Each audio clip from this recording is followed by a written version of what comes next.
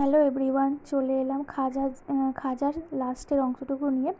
যে খাজাটা বানাচ্ছিলাম সেটা আগের ভিডিওতে দেখানো হয়েছে যে ওটাকে রোল করা হয়েছে। এবার রোল করার পর সেটাকে এরমভাবে পিস পিস করে কেটে নিতে হবে।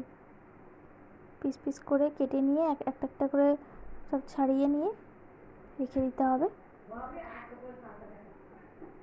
এরপর একটা করে নিতে হবে আর দুটো আঙুলে চাপ দিয়ে হালকা করে বেলুনি দিয়ে বেলে নিতে হবে। এভাবে প্রত্যেকটা এইভাবে বেলে নেবো। এরপর হালকা গরম তেলেতে এটাকে ভাজতে হবে। লাল লাল করে ভাজা হয়ে গেলে এটাকে তুলে নিতে হবে ভালো করে তেল ঝরিয়ে। এরপর যে চিনির শিরা বানিয়ে রেখেছিলাম চিনির শিরাটার মধ্যে ডুবে দিতে হবে। ভালো করে ডুবে গেলে এবার এটাকে তুলে নিতে হবে। আর চিনির শিরাটাতে একটু এলাচ দিয়েছিলাম যাতে একটু সেন্ট হয়। দেখতে এবং খেতে পুরো দোকানের মতো হয়েছিল। তোমরা এভাবে বানিয়ে দেখো, তোমাদেরও খুব ভালো লাগবে।